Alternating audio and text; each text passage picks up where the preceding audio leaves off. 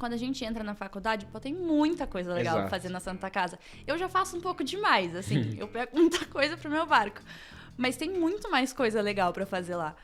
E quando você é calouro, você quer entrar em absolutamente tudo. E pra mim, foi muito bom eu ter encontrado o Lu, né? Que foi esse aluno que foi, porque ele conversou comigo sobre essa experiência me cativou. Quando eu fui olhar para as outras experiências, eu já fui pensando, tipo, tá bom, mas essa aqui já tá entre as que eu quero ter. Tipo, é a que eu quero ter. As outras vão vindo por trás. E aí, a partir disso, eu fui selecionando um pouco melhor, assim, o que eu ia fazer, o que tinha a ver comigo. Algumas coisas, assim, podem não ser super a ver com a pesquisa, super a ver com os pesquisadores, mas também são coisas que, assim, são muito legais e eu quero fazer, tem tudo a ver comigo, aí eu fazia, né? Eu dou aula de redação no cursinho. Não é necessariamente, assim, pesquisadores do futuro, mas é algo que é legal pra mim. Tendo encontrado isso e encontrado meu objetivo cedo na faculdade, em termos de extracurriculares, me ajudou muito a saber o que procurar, pra onde olhar, né? E acho que o único arrependimento que eu tenho nesse sentido é ter deixado esse medo me reter de me envolver mais nessas coisas do Inova, do HackMed mais cedo.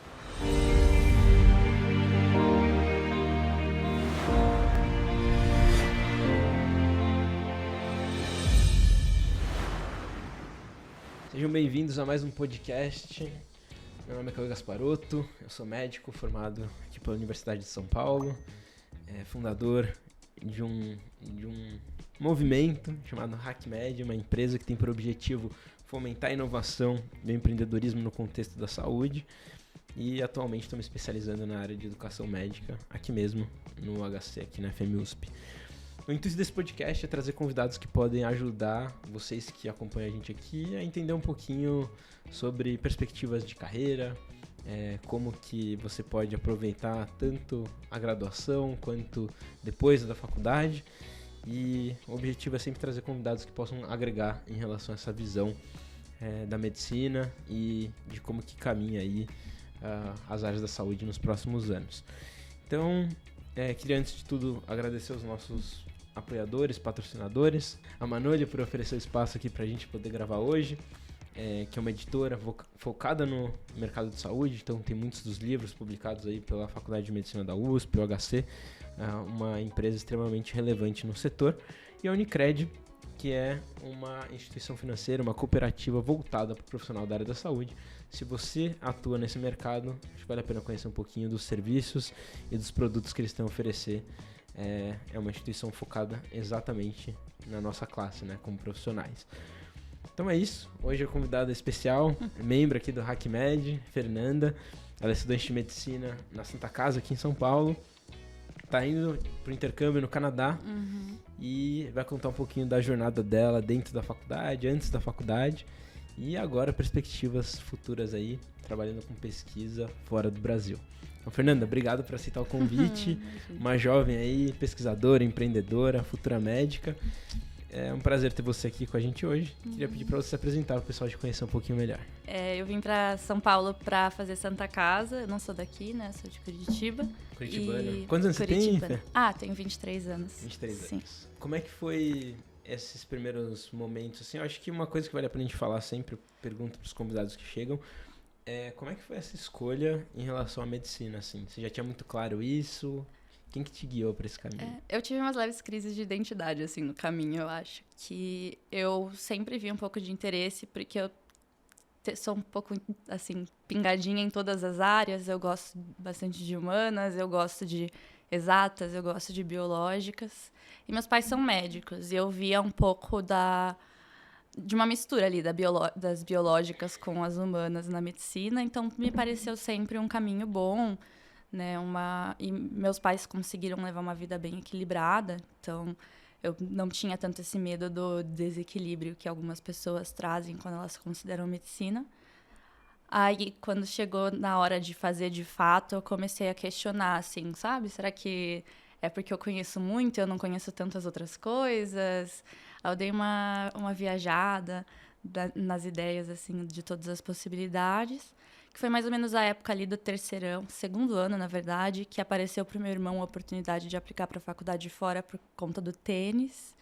E no meio dessa conversa, surgiu na conversa com os meus pais que também existe a possibilidade de aplicar por nota, e tem bolsas por mérito, coisas assim. E aí meus pais decidiram oferecer essa oportunidade para mim também. E na época me pareceu assim uma ótima aventura para eu ver, assim. Estudar fora. E ver o que existe no mundo além, né, da minha caixinha. Aí eu acabei indo, eu fui pro Canadá também, né? Então, peraí, até o 3º ano do ensino médio você tinha certeza que era medicina, assim?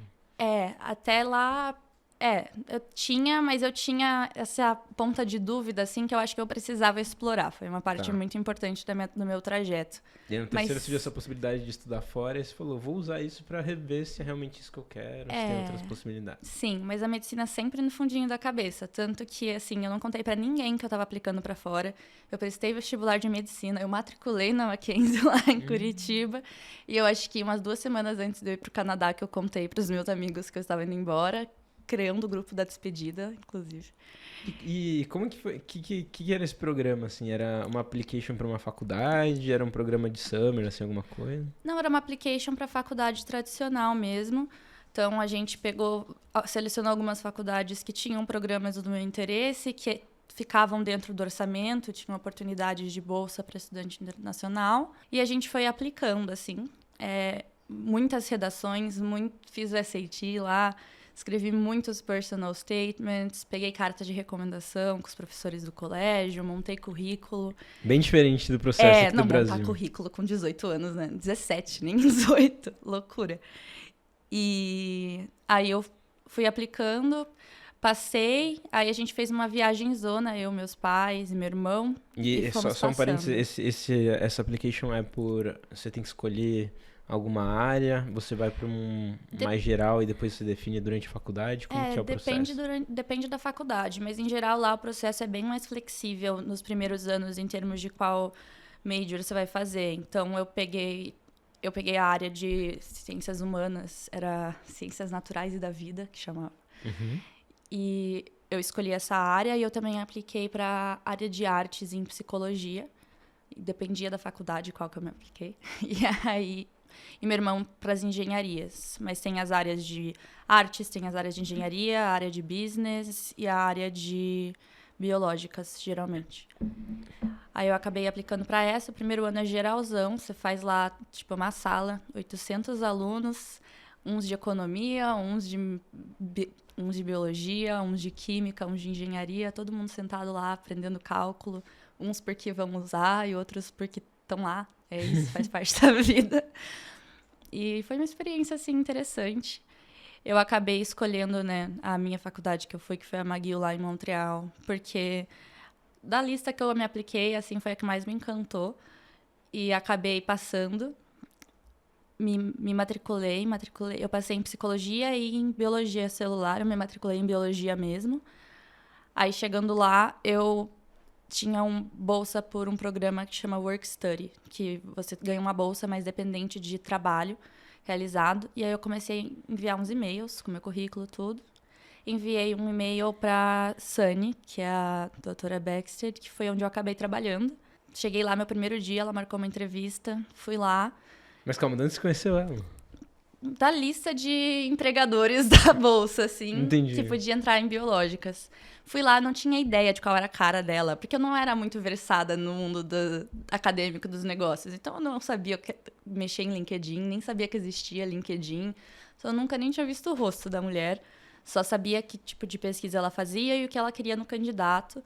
Mandei o e-mail, me apresentei, falei o que eu já tinha feito, o que eu ia fazer lá. E mandei meu currículo já, tudo no mesmo e-mail. Aí ela me chamou para fazer uma entrevista, que ficou marcada para o primeiro dia que eu estava lá. Cheguei, fui fazer a entrevista e me surpreendi completamente. Eu cheguei esperando um negócio super formal. Ela me apresentou o laboratório e daí tava no meu currículo, porque ele era bem curtinho na época, né? Que eu joguei futsal no colégio, porque preenchi espaço ali. E ela jogava aquele frisbee que tem gol, e não sei o nome desse negócio, mas... E ela jogava, assim, num time disso da faculdade. E ela começou a conversar sobre isso. Ela ficou falando de jogo, de futebol, de esporte comigo. Isso é interessante, né? Eles levam isso a sério. O meu orientador também fez isso. Exato. E aí eu fui embora. E eu não tinha a mínima ideia do que estava acontecendo. Eu acho que deu umas 2 horas. O tempo de eu ir lá no centro estudantil tirar minha foto pra carteirinha. E ela mandou um e-mail, tipo, se você ainda quiser, a vaga é sua, assim. E, tipo, quero, né? E aí eu fui trabalhar lá. E eu lembro que na época, assim, eu tinha uma visão muito nhé da pesquisa, assim. Sabe? Aquela que a gente tem normalmente. Eu achava que era um trabalho muito isolado, meio antissocial. E eu gosto muito de interagir com pessoas. Então, a Sani, eu falo, né, até pra ela, que ela foi, assim, quem abriu a porta da pesquisa que hoje ocupa um espaço tão grande, assim, na minha vida. Foi ela ali, falando de futebol comigo no meio do laboratório. Eu cheguei lá para esterilizar uns negócios e fazer uns reagentes, e eu saí, assim... E ela incentivava muito minha curiosidade, ela e todo mundo do laboratório. E era um laboratório que, tipo, a gente é muito amigo, assim, de se chamar para casamento, assim, até hoje. Falei com uma menina de lá hoje. Acabou que eu ficava muito tempo lá, e eu comecei a me interessar pelos experimentos. Nas férias eu podia trabalhar full time. Começaram a me dar mais e mais coisa para fazer. Aí quando eu vi, eu tava expressando proteína, eu tava colocando coisa no microscópio de milhões de dólares que eu não sei nem porque me deixavam tocar. E, tipo, fazendo todas as coisas. E eu gostei muito, acompanhando as reuniões deles. E eu comecei a ver todas as possibilidades que existiam ali. E que era um mundo diferente do que eu imaginava. Aí veio ali 2020, acabei voltando pra cá. Aí só um ponto, né, antes de voltar pro Brasil. Por que Canadá? Porque o seu irmão tava indo pra lá? Meu irmão tava indo pros Estados Unidos, né? Então, inicialmente, eu tava aplicando pra lá. E aí, quem tava me ajudando com a busca por faculdades, falou que ela era bem o meu perfil, assim. Eu queria uma faculdade com uma cultura legal, assim, diferente, tipo, para eu ter contato com bastante coisa. E a McGill tem um corpo estudantil muito diversificado e muito internacional. É no centro de Montreal. Então, dá uma vivência bem interessante, assim, culturalmente. E realmente, eu cresci muito lá, assim. Se você coloca eu de antes e depois, é um negócio maluco. Eu era muito sem noção, assim, na bolha. Sem visão de mundo antes de eu ir. Acho que intercâmbio abre muito a cabeça nesse sentido. Abriu muito, muito mesmo. Então você estava aplicando pensando tanto em universidades americanas quanto canadenses. Mas tipo, que eu mais, assim, sonhava, mas era tipo assim, na minha cabeça era, vou aplicar, né? Mas na minha cabeça não ia rolar. Mas rolou. E acabei indo. E foi incrível, assim, aprendi muito, fiz amigos incríveis e aprendi muito sobre mim ali. Foi ali, ao redor de 2019, etc., que eu percebi que, apesar de eu ter muito interesse nessa parte acadêmica, de aula, pesquisa, eu também tenho muito interesse em mexer com a parte da medicina, do assistencial. Talvez eu chegue no assistencial e perceba que nem tanto, mas na época é algo que me chamava muito. Então, eu acabei voltando pra cá pra poder ter essa oportunidade. De fazer medicina. O programa que você fez lá foi de 2 anos? Eu fiquei 2 anos, mas eu não terminei as matérias do meu 4º semestre, né? Que eu vim antes. Calhou de ser o ano da pandemia. Então, você não pegou, tipo, diploma? Não peguei diploma. Você meio que percebeu que você queria fazer medicina... Eu tranquei, assim. Trancou. Tranquei. E vim pra cá. E aí, quando eu vim pra cá, eu entrei no cursinho. Começou a ser online, né? Aquela coisa. Então, também tem só uma menina que também tinha voltado de Edimburgo. Ela tinha feito a mesma coisa que eu, mesma bagunça. Que eu sabia que tava no cursinho. Então, era eu e ela apenas, assim, rede de suporte vestibulanda. E ela falou que ela estava prestando Santa Casa, coisas assim. E eu lembro que meus pais não gostavam muito da ideia, quando eu tinha uns 17 anos, de eu tentar morar em São Paulo. Mas eu cheguei pra eles, né? Pô, já tinha morado no Canadá. São Paulo é ali, né? Pertinho. Aí eu conversei com eles. O cursinho que você fazia era lá em Curitiba mesmo? Era lá em Curitiba mesmo. Tá. E aí eu conversei com eles e eles falaram, tipo, sim, vamos. Pega aí umas faculdades, vamos colocar. E aí eu prestei só públicas, a Einstein e a Santa Casa, porque eu vim muito com essa visão também, de lugares que podiam me dar, tipo, que tinham muitas portas abertas, assim, em termos de pesquisa. De excelência acadêmica mesmo. De excelência acadêmica, de pesquisa e de internacionalização.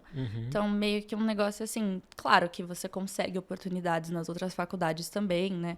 Mas eu busquei lugares que facilitassem isso, que ajudassem os alunos nisso, que demonstrassem, assim... Esse interesse do aluno conseguir essas oportunidades, né? Porque tem na Santa Casa, por exemplo, eu vi que existiam pesquisadores, que eu tô indo agora, e eu pensei, pô, mesmo que eu não conseguisse literalmente pelo intercâmbio, existe um amparo da faculdade para o aluno que quer uma experiência internacional, que é bom, né? Você sabe que você tem quem procurar, você tem uma rede de suporte que incentiva. Então, isso era importante para mim ali na escolha da faculdade. Eu acabei vindo para São Paulo meio pensando nisso. Querendo ou não, acho que pensando em Brasil, aqui em São Paulo, realmente, as faculdades aqui de ponta, elas acabam tendo mais oportunidades do que outras fora. É que São Paulo, né? É São Paulo, tem muita coisa. E você veio pra cá fazer cursinho? Não. Ou você fez o cursinho de lá mesmo? Fiquei em casa só. Lembro que eu fiz o cursinho, aí teve um momento ali que eu dei uma surtada, daí eu falei, não, vou voltar, né? Porque também é uma coisa difícil, né? Largar ali a ideia do que você achava que você ia fazer. Mas foi um momento de muito amadurecimento para mim, assim, esse momento que eu vivenciei do ter que lidar com a volta, porque também foi tudo muito rápido, assim. Então, eu tava digerindo ainda no cursinho. E aí, depois eu voltei a minha pessoa e voltei a estudar pro vestibular. E acabou que os primeiros vestibulares que eu prestei foram a Santa Casa e a Einstein, que no meu ano foram tudo no mesmo fim de semana, então foram 3 dias de prova. Eu vim com a minha madrinha e eu lembro que eu saí da Santa Casa, assim, como foi meu primeiro vestibular de São Paulo na vida e meu primeiro vestibular depois de, 2 anos, 3 anos, eu saí, assim, arrasada, porque eu tinha tido questão discursiva que eu tive que escrever muito rápido, não terminei de passar a redação a limpo, porque a estratégia de prova tava off, né? E aí eu saí muito mal, porque achei que, assim, tinha morrido minha chance. Mas, em compensação, aí no outro dia, na Einstein, eu consertei toda a estratégia meio rápido. E nos outros vestibulares, até que ela tava mais ok. Mas aí, no fim, deu que eu entrei na Santa. Não foi tão catastrófico. Achei que tava ruim, mas não tava tão ruim assim. Não tava, assim, primeira chamada da vida, mas deu certo. E aí eu acabei entrando ali e foi engraçado, porque depois que eu entrei na Santa Casa, eu fui descobrir que meu avô, se especializou ali em anestesiologia na Santa Casa mesmo, de São Paulo. E eu não sei porquê, minha família nunca tinha me contado isso, nem enquanto eu prestava vestibular, assim. E aí, eu, sei lá, me deu uma sensação, assim. Pertencimento. E hoje eu tenho muito isso também. Parece muito, que a trajetória que me trouxe até aqui foi muito do lugar que eu tinha que estar, assim, porque, né, até antes a gente estava falando também, que parece que as coisas, elas vão acontecendo aqui na Santa, às vezes na hora eu não percebo, não entendo muito porquê, e aí, de repente, agora é um desses períodos, você enxerga tudo se encaixando, perfeitamente, assim, e você parece que foi feito pra acontecer, né? Você encontrando um caminho que encaixa muito, parece, assim, meio obra divina, assim, e foi meio que aconteceu, então eu fico muito tranquila, assim, na Santa Casa hoje em dia por causa disso. Foi até pauta da minha entrevista para pesquisadores, né? Porque, querendo ou não, surgiu uma certa curiosidade ali da banca do X canadense ali no meu currículo, jogado no meio de todo o resto. E, falando nisso, seus pais sempre apoiaram essas decisões suas de voltar, de fazer medicina? Como foi essa? Não. Não? Não, minha mãe apoiou mais. O meu pai foi um ano bem turbulento, assim. Ele não apoiou nem um pouco a decisão. Foi bem difícil minha relação com ele nesse ano. Bem difícil. Porque achava que você devia ficar lá mesmo, no Canadá.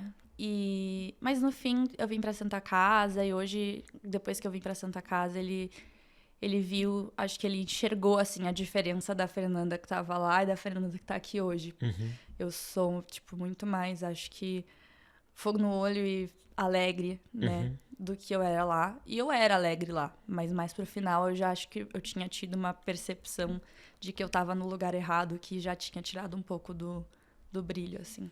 Esse é um ponto importante, porque eu falo que às vezes existe esse conflito mesmo. Lembro quando eu falei pros meus pais que eu não ia fazer residência, foi meio que bem turbulento também em casa. A situação, não, como você não vai fazer residência, filho? Todo mundo faz residência. Eu até brinco, né? Teve uma época que eles chamavam um médico, que era ali conectado à nossa família, para jantar com a gente, para falar sobre a importância de fazer especialização em residência. E era toda semana um jantar com um médico diferente falando sobre isso. E eu tinha que ficar lá ouvindo, falando, putz, mas não dá agora. Então são momentos difíceis, mas eu acho que essa percepção é importante, assim. Eu acho que a gente realmente tem que entender o que faz mais sentido pra gente no contexto em que a gente tá, assim. Mesmo que para as outras pessoas não faça nenhum sentido, assim. E eu acho que é um momento divisor de águas, assim, no amadurecimento, tipo, tanto pessoal quanto de carreira. O momento em que você banca para pessoas tão importantes como sua família a sua decisão, mesmo ela indo contra, né? Porque é muito fácil você bancar uma decisão quando tá todo mundo olhando e falando, meu Deus, isso é muito certo. Agora, é difícil você bancar uma decisão quando as pessoas estão olhando porque você tá abrindo mão, falando que aquilo é certo e indo completamente contra tudo que você tá fazendo. E quando é a família também, né? É muito complicado. Eu acho que pra mim foi um grande divisor de águas no meu crescimento pessoal, eu ter bancado isso. Porque você amadurece, são decisões que você toma e você arca as consequências disso. Eu acho que são momentos importantes pra gente crescer mesmo. Sim. E eu acho que isso eu já falei em outros vídeos também, acho que às vezes o nosso modelo de ensino no Brasil, ele tenta nos proteger desses momentos e acaba não permitindo a gente se desenvolver nesse aspecto. Sim. Então, quer proteger muito, ser muito, até meio, não sei, paternalista nesse sentido, né? De abraçar o aluno, não deixar, não, você não pode tomar decisões erradas. Não, mas tem que tomar decisões erradas, porque é assim que você aprende, né? Então, dá essa autonomia pro aluno poder decidir o que ele quer. E depois, talvez, ver que não é aquilo, e ele vai aprender com isso, é importante para ele se desenvolver, né? Sim, eu sinto falta disso, principalmente Claro que na faculdade também, mas acho que na faculdade a gente já se sente, não todo mundo, mas muita gente já se sente um pouco mais confortável em se rebelar e falar, não, vou fazer muito extracurricular, eu vou fazer isso aqui mesmo, porque isso aqui tem a ver comigo. No colégio, nem tanto. E eu acho que no colégio, cara, faz muita falta, assim. Porque eu fico pensando, se eu tivesse ido direto, assim, se eu tivesse feito uma escolha e continuado direto, o que ia ser de mim, assim? Porque eu não tinha noção das coisas que eu tenho sobre mim hoje, naquela época, sobre mim, sobre o mundo. Eu não tinha contato, eu não sabia. Eu fiz empresa júnior no colégio, né? Mas mesmo assim, não foi...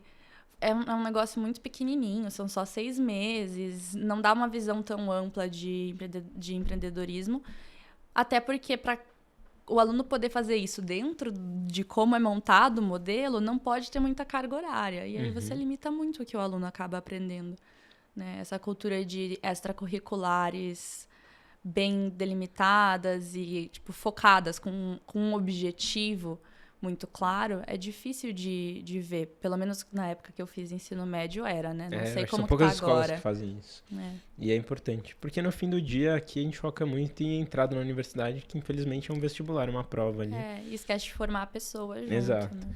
Que é que esses modelos no Canadá e Estados Unidos, eles têm muito forte, né? Que aí você falou, teve que fazer application, escrever texto, conseguir carta de recomendação, atividade extracurricular. Sim, crises de identidade para pensar no que escrever. Tava lá eu com 17 anos, qual foi a sua maior dificuldade? Eu até falava uma coisa horrível na época, né? Mas eu lembro que eu fiz uma viagem com a minha mãe e eu tinha uma redação para escrever sobre, assim, algo que você passou que foi muito difícil e que fez você olhar para a vida de um jeito diferente. E eu ficava revoltada na época. Tipo, eu tenho 17 anos, o que eu vi que me fez ver a vida diferente, sei nem como eu vejo a vida. E aí, na época, eu falava, gente, me perdoem. Nessa viagem que eu fiz com a minha mãe, veio um furacão categoria 5 na região que eu tava.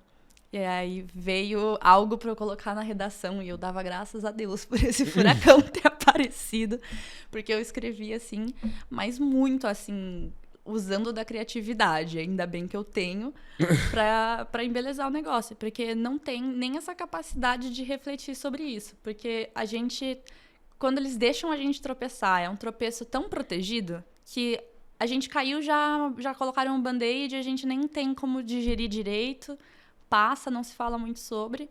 E quer bloquear qualquer frustração do aluno e você acaba perdendo a capacidade dele ser talvez mais resiliente nesse sentido. Exato. Aí você coloca ele para escrever uma redação, tipo, reflexiva sobre algo que aconteceu na vida, sobre visão de mundo, mas você não estimulou ele muito a desenvolver essa visão de mundo. E aí fica nessa situação. Ali começou o meu processo, acho, de perceber a minha carência nesse sentido.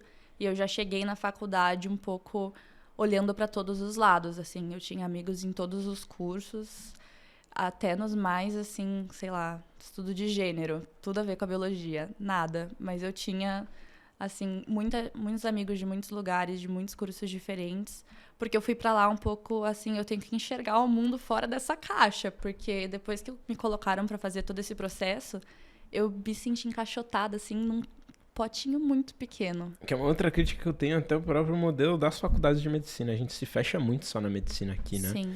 E quando você não conhece outras perspectivas, é difícil de você desenvolver uma capacidade de criatividade, inovação. Como que você vai ser inovador se você só conhece pessoas que pensam igual a você, Exato. passaram pelas mesmas etapas que você, fazem tudo como você, né? Então, conhecer pessoas de outros backgrounds, de outras áreas, que pensam diferente, de outras culturas, é muito rico para você desenvolver essa capacidade, essa competência nos alunos. Sim. E isso falta no Brasil, querendo ou não. Na medicina, eu acho que é mais ainda. A gente fica só na medicina. Sim. É um problema, eu acho, na minha opinião. Eu também acho. Eu ainda penso assim, eu não sei como que é na USP, mas eu já ouvi você falar, né, que podia escolher optativas de vários cursos. Mas ninguém faz. Mas a Santa Casa é uma faculdade só de cursos da saúde. Então, assim, não tem optativa fora da saúde, assim. A optativa mais fora da caixinha que já rolou foi medicina culinária, que a gente foi cozinhar na casa de um médico que era Masterchef. Foi bem legal, foi muito legal, mas ainda era focado na medicina, assim, né? Sim. Então, foi a mais fora da caixinha. De resto, era acupuntura, cirurgia de cabeça e pescoço. Tipo, pô, optativa é uma continuação ali, né? Quase uma liga da matéria da faculdade. Dissecção de peças, de Mas anatomia. a maior parte aqui na medicina é assim também. É que eu fui meio, sei lá, meio doido, assim, de abrir meu e-mail e me inscrever numa disciplina da engenharia, mas eu era o único aluno de medicina lá. A maior parte, mesmo tendo essa chance, a gente não faz. Que foi um negócio totalmente diferente no meu doutorado agora, que eu entrei, eu falei, eu vou procurar matérias fora da medicina, não aguento mais ficar só na medicina, eu preciso encontrar outras pessoas para me ajudar a abrir essa minha visão de mundo mesmo. Fui fazer disciplina na FEA. Sim. Nunca tinha feito só na engenharia. E é muito bom, cara, ver pessoas pensando diferente, outra visão de mundo, outras realidades, outros tipos de trabalho. Eles trabalham de um jeito diferente, olham as coisas de jeitos diferentes. Você aprende muito com essas pessoas que vêm de outras realidades. Sim, eu acho que depois que você abre essa primeira porta, você fica viciado em abrir mais. Exato. Você não consegue mais parar, não assim. Consegue. Aí, mas Nossa, é muito bom. Eu me sinto preso se eu tô no ambiente e a gente só fala de medicina, só discurso com médicos. Precisa trazer gente de outras áreas. Você não fica muito tempo sem abrir uma porta nova, assim. Não dá. É meio assim. E eu acho que isso é um ponto, né? Acho que a questão da inovação é que nem falam, né? Quando você é picado pelo bichinho da inovação ali, dificilmente tem volta, assim. Depois você enxerga, não tem mais como desver, né? Sim. E eu acho que esse é o ponto. Depois, no terceiro ano que eu aprendi isso, todas as iniciativas que eu me envolvi a partir daí, fora do curso, que é obrigatório a todos os alunos, o que era extra, eu fiz fora da faculdade de medicina, assim. E realmente foi um divisor de águas pra mim. Me abriu chance de ir pra fora também, e isso foi um diferencial. Meu orientador também me perguntou muito do esporte, perguntou do futebol. Ele jogava beisebol na faculdade. Ele é de origem japonesa, né, meu orientador lá. Então ele jogava beisebol. Ele já tinha recebido um aluno que tinha sido presidente da Atlética, como eu, e era dos mesmos esportes que eu, né? Jogava futebol também. Então, ele me fez muita pergunta, assim. E quando eu fui pra lá, ele falou, a primeira coisa que eu avalio em um aluno não é a inteligência, não é se ele é um cara super dotado, assim. O que eu olho é se ele é uma boa pessoa. Kind people, né? Ele falava, assim, primeira coisa que eu vejo. Se o cara é kind, depois eu vejo o resto, assim. Porque se ele não sabe, não tem esse espírito colaborativo, não é legal com as pessoas, não sabe tratar bem as outras pessoas, soft skills, por que eu vou trazer esse cara pro meu laboratório, entendeu? Vai só causar problema aqui, mesmo se ele for um Einstein, entendeu? Eu não quero um cara com esse perfil aqui. Eu vejo isso. Eu vi isso na minha entrevista com a minha orientadora, e acabou que aqui para o processo seletivo do Pesquisadores na Santa Casa, tinha que entregar uma carta de recomendação. Eu pedi para minha orientadora aqui, ela estava de férias, ela ia me entregar quando ela voltasse. Só que ela voltava meio em cima do prazo, e eu sou uma pessoa ansiosa. Então eu fiquei, tipo, eu não vou... Vai que dá alguma coisa errada, eu perco essa oportunidade.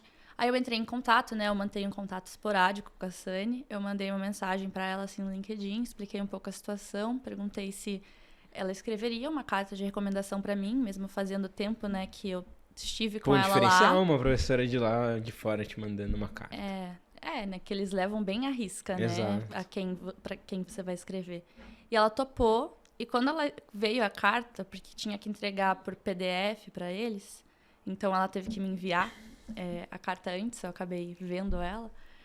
Era muito isso, assim, ela falou muito de coisas que eu fiz, ela falou um pouco de coisas que eu fiz no laboratório, do tempo que eu fiquei lá, e ela falou muito de mim, tipo, como eu era, a personalidade, como eu me apresentava, que eu conseguia ser muito querida pelo pessoal do laboratório, que eu ajudei a unificar, tipo, umas 2 equipes, porque eu fiz uma amiga do laboratório do lado, uns negócios assim, sabe? Tipo, completamente fora do que eu esperava, que era uma carta tipo, sim, ela fez experimentos bonitinho, ela deu pra contar com ela, joia.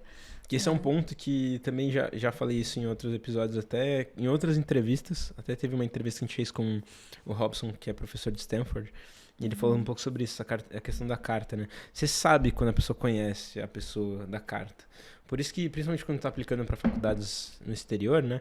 Precisa ser alguém que trabalhou de verdade com você. Porque você pede uma carta pra alguém que não tem nenhuma relação com você, ela vai ficar fria. Você sabe que... O cara que tá lendo a carta de recomendação já sabe que você não teve aquele contato muito grande com a pessoa. Então, pegar pessoas que tiveram realmente uma relação próxima com você e viram o seu valor ali, você conseguiu entregar valor pra ela, faz toda a diferença.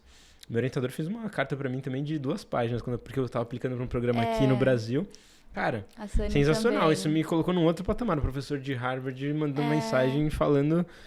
E é isso, ele foca muito nesse lado team player, falava isso, né? Jogador de equipe, ajuda outras pessoas, colabora com o laboratório. Ela falou alguma coisa, tipo, que eu era a poster child de alguma coisa. Eu não lembro se era pontualidade. Eu lembro que eu li a carta e eu virei, assim, pra mim mesma, né? Eu moro sozinha. Mas eu virei e fiquei, tipo, eu quero ser essa pessoa aqui. Caramba, eu sou foda.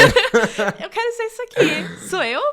Então, foi um negócio, assim... Foi até bom também nesse sentido. Eu olhar pra aquilo e ver como alguém me enxerga e me colocar de volta. Porque, às vezes, a gente esquece de fazer isso, né? Na posição de como eu quero me apresentar pro mundo. Tipo, quem eu quero ser também. Exato. E eu queria muito ser a pessoa daquela carta. Que, aparentemente, pelo menos há um tempo atrás eu era. Não sei se eu ainda sou. E eu coloquei muito intencional nesse sentido. Eu melhorei mesmo. Eu acho que melhorou minha confiança também para fazer as coisas, né? A própria entrada aqui no HackMed foi um pouco assim. Eu falei disso um tempo atrás pro pessoal no Insta, eu admirava muitas coisas e eu tinha interesse. Desde o primeiro ano eu dou umas brincadinhas ali nos workshops de inovação do Inova, né? Acompanho a comunidade. O próprio Dr. Fábio acompanhava no Instagram desde o primeiro ano. Quando falaram pra mim que era ele, a minha professora estava começando a explicar quem era ele. Eu falei, não, sei, conheço. Falei, não conheço. Mas sei quem é. E aí, esse ano, me veio a coragem, assim, de... Até porque, vamos lá, né? Se é pra eu entrar num negócio e descobrir que eu não tenho a mínima aptidão por aquilo e quebrar a minha cara, a graduação é o melhor horário pra eu fazer isso, Exato, né? Não tem momento nenhum. A hora. Então, eu abracei essa ideia e no momento que eu abracei essa ideia, veio, assim, um desenrolar de várias oportunidades relacionadas com isso, várias coisas relacionadas com isso. Pouco tempo depois disso que eu fiz workshop com vocês lá no CISC, daí veio o cupomzinho, e daí eu brinquei com alguém e falei, é a hora também de eu tentar. Acho que eu até falei pra vocês quando a gente conversou. E acabou que foi indo. Uma coisa puxando a outra. Eu acho que eu tenho essa visão. Cada porta que se abre parece que vem mais outras 2 de oportunidades, assim. Então, às vezes, a primeira oportunidade é mais difícil. Depois que você entrou ali... Vão vir outras, assim, em sequência. Você nem sabe de onde, assim. Vão surgindo. Vem e você também vai ficando mais seguro em pedir, assim. Acho que a primeira porta é a mais difícil de empurrar. É a mais difícil, com certeza. Você se sente sem vergonha, assim, Exato. né? E daí depois você... Meu cara de pau, né? Pô, tô pedindo oportunidade e tal. Mas acho que é sempre bom lembrar que qualquer oportunidade, quando você vai tentar, né, conquistá-la, é muito importante que você tente entender como é que você ajuda a pessoa que eventualmente vai te dar essa oportunidade, né? Que é o que a gente fala muito de ser um ativo para a pessoa que vai te receber. Seja um professor que vai ser seu orientador de pesquisa, ou alguém que você gostaria de acompanhar. Como é que você pode ajudar essa pessoa para ela te dar a oportunidade que você precisa, sabe? E Aí vai muito do interesse, né? De você buscar conhecer o que ela faz. Refletir sobre o que você pode fazer. Refletir sobre o que você pode fazer, quais são o que você vê que é ali que você pode agregar valor pro que ela precisa. Então, acho que tudo isso.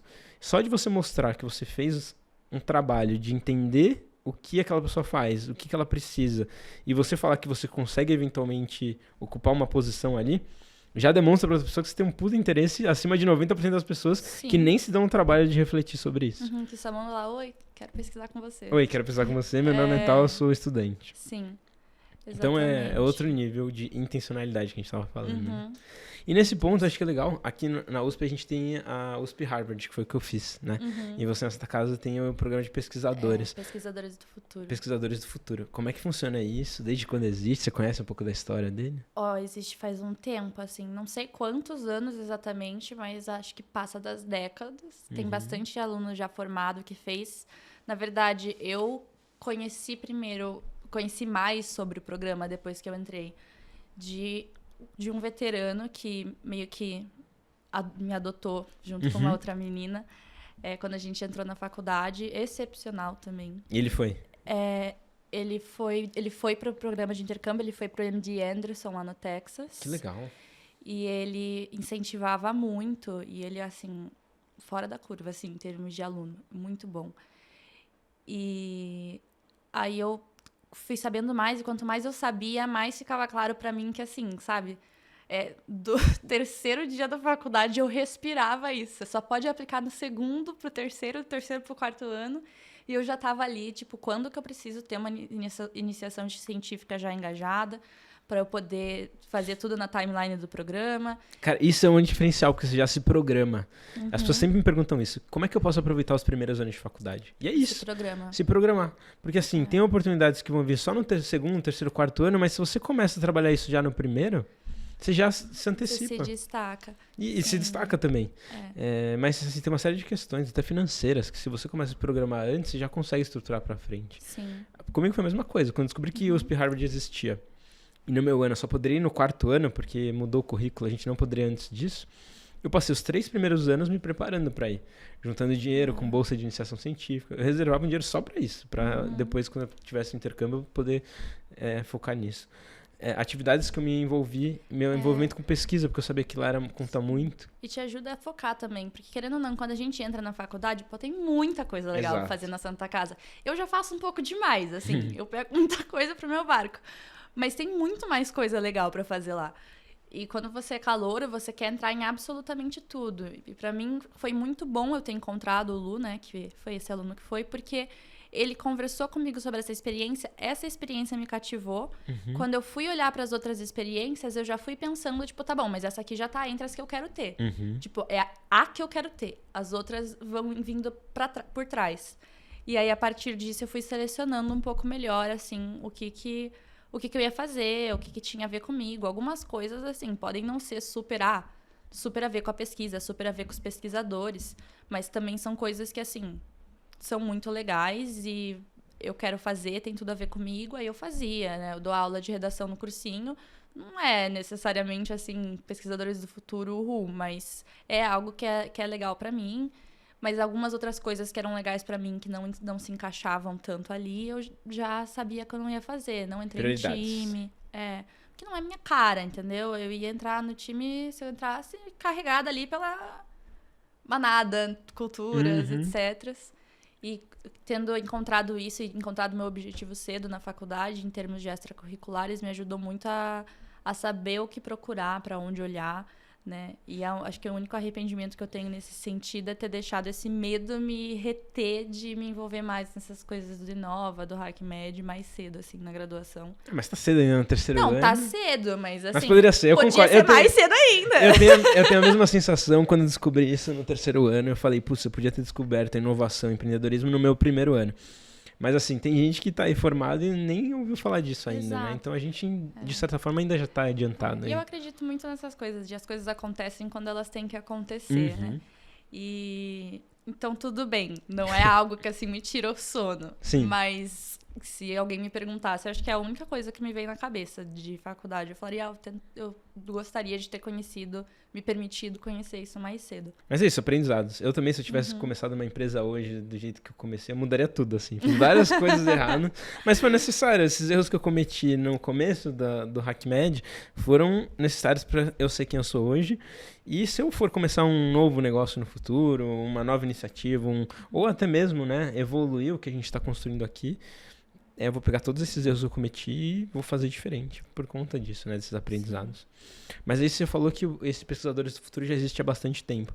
E ele funciona tipo um edital que a faculdade abre, qualquer aluno pode aplicar? Como funciona? Um edital e aí tem alguns requisitos gerais para você poder aplicar. Você tem que ter iniciação científica ou algum envolvimento com pesquisa, mas em geral você pode não ser uma iniciação científica formalizada, mas você tem que ter o seu próprio projeto, ter uma proatividade na pesquisa, né? Que é o que realmente mais ensina. Né? Você mete a mão na massa, você passa pelos perrengues e é isso. Você começa a ver como realmente funciona. E você já tinha lá de fora, né? Mas lá eu não tinha meu próprio projeto, né? Eu só fazia os experimentos para o pessoal e acompanhava o que eles faziam, mas eu não tinha nem base teórica para acompanhar o que eles faziam. Tipo, eles estavam vendo a agregação de microtúbulo por causa de uma proteína específica para a formação de placa de luz. E eu tava lá, tipo, fazendo química orgânica 2. Não tinha tanta base, assim, para entender. Eu tentava ao máximo, assim. Às vezes até demais. Eu era meio obcecada, assim, para tentar entender, porque eu queria muito, parecia muito legal. Mas eu não tive meu próprio projeto. Eventualmente, era o plano eu ter, né? Mas eu acabei voltando antes. Aqui, eu comecei ali no primeiro ano, eu já achei uma orientadora da endocrinopediatria. Aí ela me colocou num projeto com a endocrinopediatria e a ortopedia pediátrica. Ia ser um projeto muito legal. Passei muito tempo estudando, porque eu peguei a parte da ortopedia. Eu não tenho afinidade com isso, mas eu fui lá, meus testes, escrevi o projeto bonitinho e o orientador deu um sumiço. Mentira. Tipo, submeteu pro CEP e deu um sumiço. Caramba. E Acontece. E aí eu me encontrei ali na estaca zero de novo. E nessa hora que você pensa, ainda bem que comecei a procurar cedo, né? Porque se isso tivesse acontecido na hora de aplicar pro programa... Já era. Aí depois eu encontrei a Lilian, que é a minha atual orientadora. Então vamos fazer só um parênteses, porque depois a gente volta pro edital do Pesquisadores. O primeiro requisito é envolvimento com pesquisa. Exato. E aí você foi atrás desde o primeiro ano de encontrar um orientador. Como que você foi atrás desses orientadores? Tinha um mural na faculdade, um portal? Até tem, pelo departamento científico, professores disponíveis, mas assim, eles estão tentando melhorar muito, mas não é a coisa mais eficiente do mundo. Aqui também é assim. E a professora Coxa, que foi a primeira que eu encontrei, na verdade eu conheci ela no curso, né? Ela é endocrinopediatra, mas ela dá matérias do ciclo básico também. Então, eu acabei conhecendo ela por meio do curso e fui conversar com ela vi que ela pesquisava e tudo mais. Aí, eventualmente, o da Lilian foi assim. No final do meu primeiro ano, eu fui pro interior do Paraná e fiquei fazendo plantão, tipo, observacional em GO, no plantão de alto risco de Ponta Grossa. E eu acho que eu entrei em mania aquela semana, eu juro pra você. Eu passava de um plantão por dia, assim. Eu ficava lá maluca olhando, entrei nas coisas. Aí, pro aluno do primeiro ano, isso é loucura. E aí, eu fiquei encantada por aquilo. Fiquei muito encantada. GO. E acabei que assim... Gineco-obstetrícia, pessoal, que não tá acostumado. E acabei ficando encantada por aquilo, então isso ficava muito na minha cabeça. E um dia eu fui pra aula da Liga de Diabetes. Eu não sou da Liga de Diabetes, mas... Eu acabei indo nessa aula porque era uma aula do DMG. Eu tinha visto muitas pacientes com DMG, muito parto complicado de paciente com DMG. Falei... Diabetes gestacional. Verdade. Desculpa. Tranquilo. E aí eu acabei indo na aula. E no final, a residente que deu a aula falou, se alguém quiser fazer projeto de iniciação científica. Fui atrás do presidente da Liga, peguei o contato dela, conversei com ela e ela me conectou com a Lilian, que na época era diretora do pré-natal de alto risco, agora é do departamento de ginecologia em geral. E eu fui conversar com a Lilian, sentei e falei assim, olha, eu não tenho muita noção do que pode ser feito, mas eu sei que quero fazer com diabetes gestacional. E a gente sentou e começou a ler todas as possibilidades e a gente caiu ali meio que numa pesquisa de qualidade de serviço, de cuidado, percepção do paciente, adesão ao tratamento, que eu até brinquei que acabou sendo exatamente o problema que caiu pra gente no desafio da HackMed lá no parece congresso, mágica, né? Parece que eu falo que parece que daquele momento em diante na minha vida. Só pra pessoa entender o que aconteceu. Ela se envolveu com esse projeto de pesquisa. Foi que 1 ano depois ela participou do nosso desafio aqui no HackMed, que a gente sorteava temas aleatórios pro pessoal. E ela caiu com o tema justamente de diabetes. Não, e mais, né? Porque eu faço a percepção do paciente do diabetes gestacional e como isso impacta a adesão ao tratamento dela. E o problema era a adesão ao tratamento da diabetes. Exato. Então foi um negócio assim, quando vocês sortearam, tinha algumas pessoas que sabiam da minha pesquisa no meu grupo e já viraram pra minha cara, assim. Daí uma hora foi dar a confusão de qual grupo tinha ficado com qual tema ali, teve um breve questionamento, todo mundo falou, não, o nosso era esse. eu lembro muito bem que era esse. Muito bem. E aí ela foi ganhadora desse desafio que a gente fez lá na Santa Casa. Foi na Santa Casa isso, foi, né? Na Santa Casa. E depois disso, ela conseguiu o cupom pra entrar no HackMed. Acho que foi um estímulo ali pra entrar. Entrou. Um empurrãozinho também com um sinal divino. E deu certo aqui, tá com a gente no clube. Muito bom, muito bom. Sim. Então, você se envolveu mais pelo seu interesse inicial no tema e foi atrás de uma orientadora que... Eu também tinha essa orientação de que eu queria fazer pesquisa clínica na faculdade, porque eu já tinha tido 2 anos assistindo o pessoal fazendo coisa no laboratório.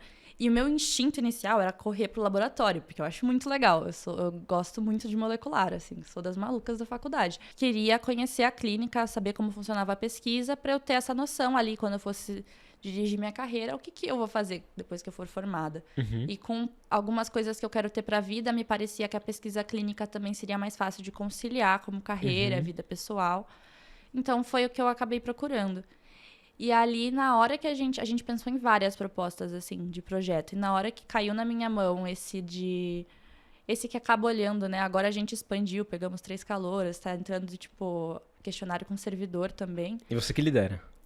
Eu e a orientadora, né? Mas sim, são as nossas babies. Legal. E a gente tá escrevendo esses projetos com elas, muita coisa legal pra sair. Foco em adesão ao tratamento. Foco em adesão ao tratamento e melhorar a educação do paciente, né? Muito bom. E aí... Muita oportunidade de negócio e de inovação, solução pra gerar. A gente tava até falando, né? Que eu tava com essas coisas de inovação na cabeça, minha orientadora já apareceu com isso na cabeça dela também, mais uma das coincidências mágicas que tem acontecido, assim. Que é criar um aplicativo, né? A gente vai ter que falar sobre isso, hein? Tem alguns passos antes de a gente criar um aplicativo que... É que é a ideia inicial também, pode ser que seja outra coisa. Exato. Foi bem, tipo... Assim, a gente falou disso ontem, do nada. Não amadurecemos a ideia, sim, né? Mas nem temos os dados suficientes ainda para basear esse aplicativo. Mas tem sido assim uma coisa muito muito legal nesse sentido e eu contei para ela um pouco mais do que tem acontecido com o Fábio desde que eu fui, né, deram um match da vaga dele no intercâmbio e ela olhou assim com esses mesmos olhos de como que essas coisas acontecem, sabe? Parece, né? A Malu falou quando ela veio aqui e eu pensei na hora, tipo, sim, parece que tem uma mão ali, não é possível esses negócios acontecerem. Exato. Se alinha, né? Parece que foi muito... Isso tudo na época, né? Eu comecei a ter a coragem de me envolver mais na inovação. Aí teve a entrevista do Pesquisadores do Futuro. Aí deu o resultado saiu, era o Dr. Fábio. Aí no dia seguinte teve o CISC, aí deu o negócio do HackMed, aí eu entrei no HackMed. Então foi assim... uma sequência de eventos tudo muito grudadinho mesmo, porque tudo isso que eu tô contando em termos parece que foi um pesquisadores... sinal pra você, né? Não, peraí, tô no caminho certo. Tudo isso foi de outubro em diante, a gente tá no começo de dezembro, sabe? Parece que eu tô contando uma trajetória muito mais espaçada do que ela é. Foi realmente loucura, foi realmente um engatilhado de coisas muito surreal, assim. Caramba, que legal. E aí, então, a primeira parte lá do processo seletivo era pesquisa, você já tinha cumprido. O que mais eles olham? Eles tem que estar entre o 2º e 5º ano? Não. Tem que estar indo do 2º pro 3º ou do 3º pro 4º ano, né? Quarto, tá. E aí eles pegam isso, tem que ter a carta de recomendação, e você manda uma súmula curricular bem detalhada, assim, que eles querem olhar. Então, eles pedem um pouco, meio que um personal statement, assim, do porquê você quer o intercâmbio, o que te levou a procurar a vaga. em que linha, talvez, tipo, se você pudesse escolher uma vaga... Você tem acesso a todas as opções, escolhe, não? Não, mais tipo assim, se você pudesse escolher uma vaga... Imagine uma vaga hipotética, Entendi. como ela seria. Porque aqui na USP a gente tem meio que uma lista de todos os laboratórios que a gente já conhece. E aí quando você vai fazer a application, você fala quais são as prioridades que você gostaria. Então coloca o laboratório 1, minha primeira opção, o 2 a segunda. Assim. A gente tem uma noção de algumas oportunidades sempre baseado nos anos anteriores. Então a gente sabe, tipo, ano passado teve isso. E muitos deles se repetem ano a ano. A vaga do Dr. Fábio, no caso, é o primeiro ano que tá tendo, né? Quando eles tentaram da última vez, estava com aquelas restrições da pandemia. Tem algumas vagas novas esse ano, algumas muito legais. Tem uma no Hospital Pediátrico da UPenn, lá na Pensilvânia. Então, que é uma das Ivy League também, né? Tipo, é UPenn, é o Dr. Fábio, é as o Fábio na Queen's University, no Canadá. As UCs lá na Califórnia, tem algumas. Que legal. É só, assim, alto nível. Você falou do MD Anderson também, é um outro top. Que esse não tá tendo mais, né? Mas já teve no St. Jude's. Então, são vagas, eles vão atrás de vagas bem legais pra gente. E os professores... E aí tem a própria faculdade que coordena isso.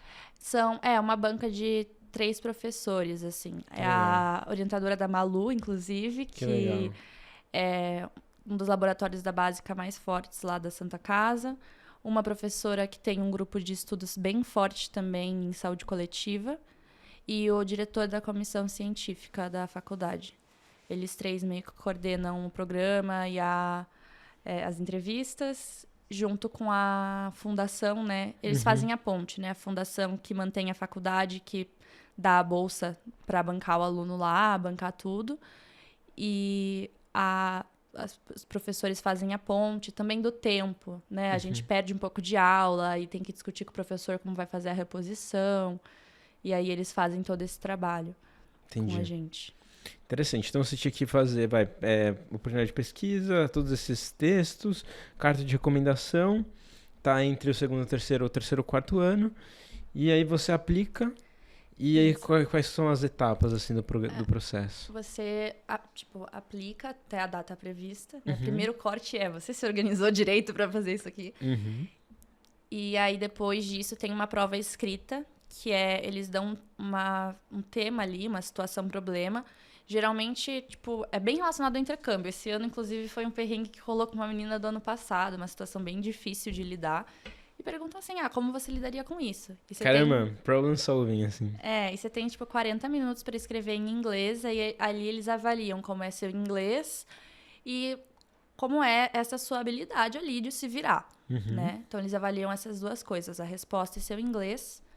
Aí, essa é uma das etapas eliminatórias. Aí, eles divulgam a lista de quem passou para a terceira fase, que, no caso, são as entrevistas, que também são em inglês. E... Com os professores daqui ou de lá? Com os professores daqui. Né? Os professores daqui, que nem estava te contando antes, eles conversam, né, com os professores das vagas que eles são responsáveis e perguntam certinho, o que você quer num aluno, o que você, quer que ele tenha de experiência, o que você quer que ele tenha de qualidade, o que você procura em um candidato para o seu grupo. E aí eles... Antes de cada entrevista, leem certinho a súmula curricular, essas coisas assim. E eles já têm, você não sabe.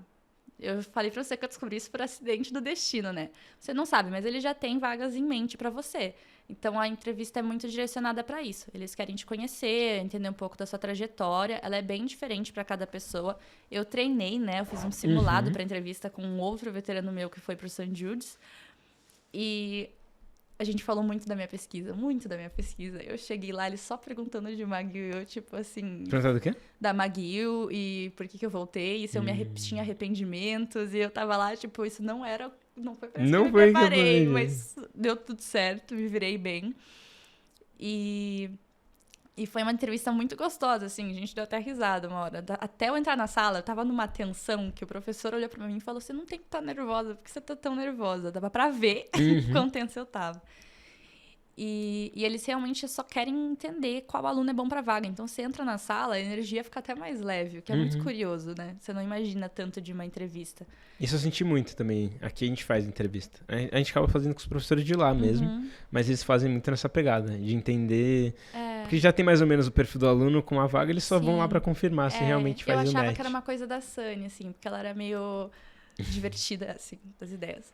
Mas, no fim, é realmente... ali, né? Ninguém tá lá querendo eliminar o aluno. Eles têm que eliminar o aluno, selecionar os que têm mais a ver e os que realmente querem o intercâmbio pela pesquisa e não pela viagem de graça, né? Então... Vocês tinham bolsa?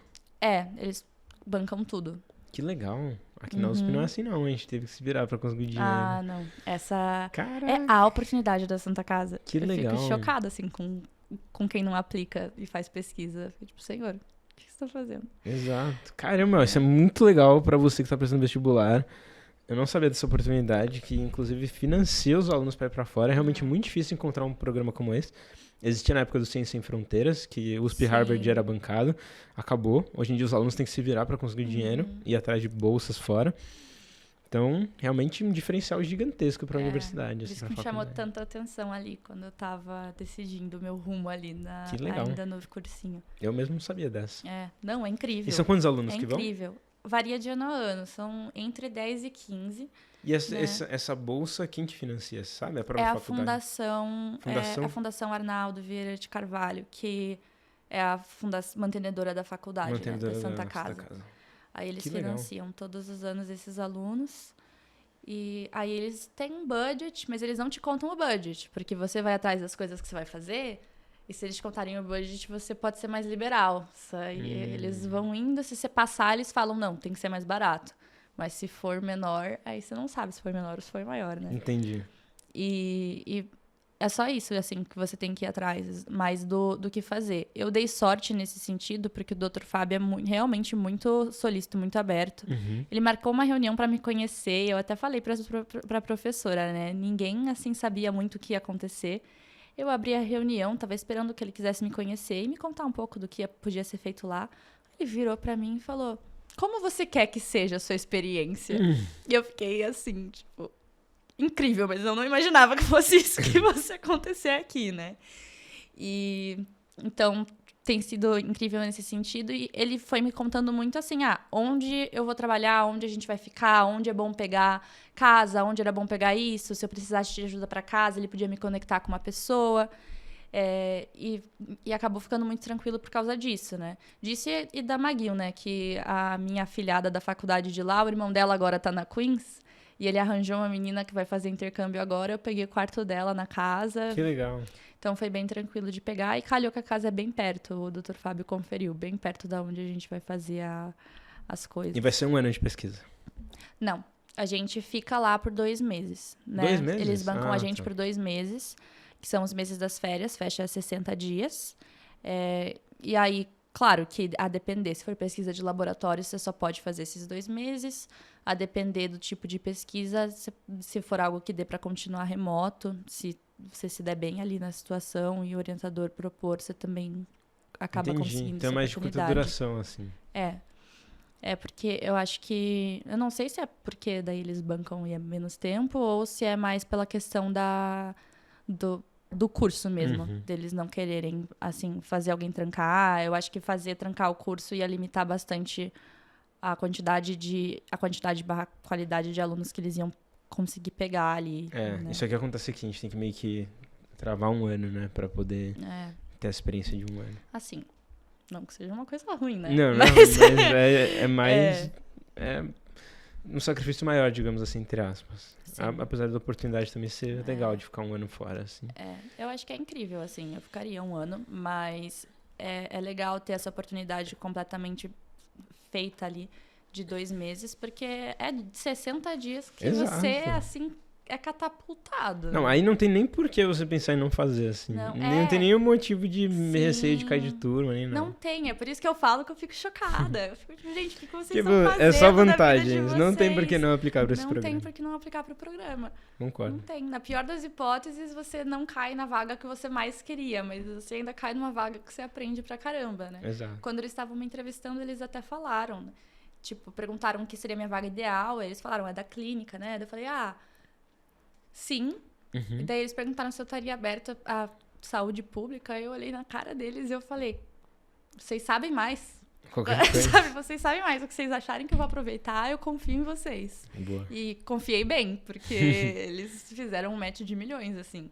Muito bom. Então, pra quase todo mundo, assim, você conversando, assim, com o pessoal que pegou as vagas, tem uns encaixes que são loucuras, assim, loucuras. Dentro de tudo isso, de onde que veio seu interesse por inovação, empreendedorismo? Foi durante a pesquisa, foi antes? Como que... Cara, começou quando, no final do primeiro ano, o Inova Santa estava transicionando de liga para órgão, né? E o pessoal que estava encabeçando isso, que eram os Vinis e o outro pessoal que estava no Inova na época, muitos deles eram meus amigos. E eles falaram, ai, vem. E era tipo assim, sábado das 8h30 da manhã a 1 da tarde, era o dia do meu aniversário e às 2h30 da tarde eu tinha um voo para Curitiba. Eu fui, mesmo assim, mas eu fui muito assim, vai ser divertidinho. Eu nem sabia direito o que ia acontecer, na verdade, eu só confiei. E é isso, vai ser divertidinho. Eu vou apoiar meus amigos. Estava no primeiro ano. Cheguei lá e era um desafio, assim, a gente teve situação problema, a gente podia escolher entre 3. Acho que meu grupo foi o único que escolheu uma situação diferente. Todos pegaram queda de idosos, a gente pegou problema com plano de saúde para quem é desempregado. E aí a gente tinha que resolver. Eram vários trios, assim. Montar um canvas. A gente teve algumas aulas antes sobre essas coisas, que nem aconteceu lá no HackMed, só que foi um pouco mais longo, né, amanhã. E apresentar o pitch. Então, uma apresentação rápida. Uma apresentação. Era o quê? 3 minutos? Foi no primeiro ano, né? Não lembro exatamente quantos minutos. Mas uma apresentação rápida da sua ideia ali. 2, 3 uma minutos, banca avaliadora. Provavelmente. E o canvas você montava era de modelo de negócio ou de proposta de valor? De modelo de negócio. Modelo de negócio, legal. E aí a gente apresentou, ganhamos, inclusive, também. Muito bom. E eu adorei. É diferente, né? É diferente quando você tem essa experiência. Eu adorei. Foi ali que nasceu a semente. Aí aconteceram algumas coisas no meio do caminho, eu tava receosa, eu acabei me deixando desviar. Mas foi ali que nasceu. E eu acho que isso se traduz até nas pesquisas que eu quase me envolvi. Né? Na primeira pesquisa, a meta com os resultados da pesquisa era fazer uma guideline para recomendações de atividade física em crianças obesas, né? A meta agora é a gente fazer intervenção em qualidade de cuidado para melhorar a educação do paciente, melhorar a adesão ao tratamento, melhorar o resultado da gestação. Então, ou seja, você traz a pesquisa, mas para um âmbito de buscar desfecho, resultados, que você consiga melhorar o ambiente onde você está depois. Eu acho que chamam de várias coisas, né? Já li chamando como tipo Quality of Care Research, já como Health Service Research, mas meio nessa pegada. E tem sido muito legal. Eu acho que eu vou continuar nela mesmo, assim, encaixou muito comigo. E realmente é algo que me move, assim. Desde que eu me permiti me conectar com isso, eu tenho sido uma pessoa muito mais produtiva e muito mais proativa e entrado em muito mais coisa, tipo, realmente, assim, sentindo que eu tô contribuindo. Porque dá aquela vontade, assim, de ir atrás, aquele desejo, assim. Então, é algo que realmente me pegou. Fui picada pelo bichinho da inovação. Não tem mais volta ali. No Mosca de 7 Sé, reversa. Sempre fala isso. E é isso, assim. Eu realmente me identifiquei, me encantei muito. E se aplica isso a qualquer área, né? Não é algo que fica só na área da inovação, negócio, mas se aplica na pesquisa, se aplica na sua parte pessoal. Dá pra fazer tudo. Na parte pessoal de relacionamentos, na parte de organização pessoal, na carreira, em tudo, na pesquisa. Eu penso muito isso. Eu não sei se eu vou abrir uma empresa, mas quem sabe eu vou, tipo, gerir... Agora, né? Eu ontem estava numa reunião do curso de redação com outro diretor de redação e a gente abriu uma porta de revolução de estrutura de redação. E eu acho que é um pouco isso, assim, se eu for professora, eu vou montar curso. Se eu for gerir um grupo de pesquisa, eu vou gerir um grupo de pesquisa. Então, é sempre legal até, em todos os aspectos você acaba usando. E é uma coisa que, às vezes, a gente olha de fora, principalmente na saúde, com um olhar um pouco negativo, assim, né? Mas, na verdade... Cara, o futuro da medicina tá ali. Não no sentido de, o futuro da medicina é pra você ir lá e faturar 100 mil reais por mês e, sabe, espremer todo o suco financeiro do seu paciente.